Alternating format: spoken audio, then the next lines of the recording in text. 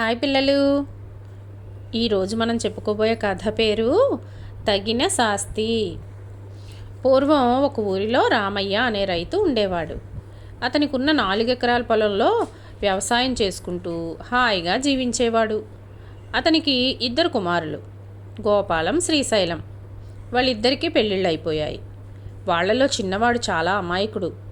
రామయ్య ఇద్దరికీ చెరో 2 ఎకరాల పొలాన్ని పంచి ఇచ్చాడు. ఆ తర్వాత పెద్దవాడిని పిలిచి తమ్ముడిని జాగ్రత్తగా చూసుకోమని చెప్పి తనువు చాలించాడు. కానీ గోపాలం తండ్రి మాట లెక్క చేయకుండా తమ్ముడి అమాయకత్వాన్ని ఆసరా చేసుకుని ప్రతి విషయంలో మోసం చేసేవాడు. అదేది శ్రీశైలానికి తెలిసేది కాదు. ఒకరోజు అతడు గోపాలం దగ్గరికి వెళ్ళి, అన్నయ్య, రాత్రి ఒక కల వచ్చింది. అందులో నేను నా 2 ఎకరాల పొలం నీకు అమ్మితే దానికి ₹1,00,000 నాకు ఇచ్చావు అన్నాడు. అదే అదనుగా భావించిన గోపాలం, అయితే ఇక ఆ పొలం నాదన్నట్లే అని తీసేసుకున్నాడు. విషయం తెలుసుకున్న శ్రీశైలం భార్య లబోదిబోమంటూ ఊర్లోని న్యాయాధికారికి ఫిర్యాదు చేసింది. తీర్పులు ఇవ్వడంలో ఆయనకు మంచి పేరుంది. మరుసటి రోజే అన్నదమ్ములిద్దరినీ విచారణకు పిలిచి ముందుగా చిన్నవాడిని ఏం జరిగిందో చెప్పమని అడిగాడు ఆయన. అప్పుడు అతను తనకు కల వచ్చింది, ఆ తర్వాత జరిగింది అంతా వివరించాడు. నిజమే కదా, కలలో నువ్వు 2 ఎకరాల పొలం అమ్మావు. దాని ఖరీదు 1,00,000 నువ్వు తీసుకున్నావు.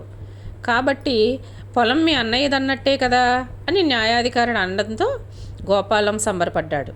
తర్వాత పెద్దవాడిని పిలిచి, నీ తమ్ముడి 2 ఎకరాలు, నీ 2 ఎకరాలకు రెట్టింపు సొమ్ము అంటే 4,00,000 ఇచ్చి ఆ పొలాన్ని నేను కొనుక్కుంటాను, నీకు సమ్మతమేనా అని అడగడంతో ఆనందంగా ఒప్పుకున్నాడు.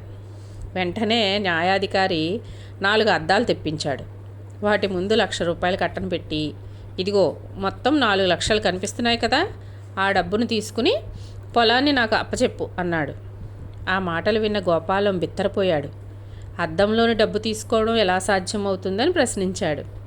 కలలో నీ తమ్ముడికి డబ్బు ఇచ్చి పొలాన్ని ఎలా తీసుకున్నావో అలాగే అని బదులిచ్చాడు న్యాయాధికారి.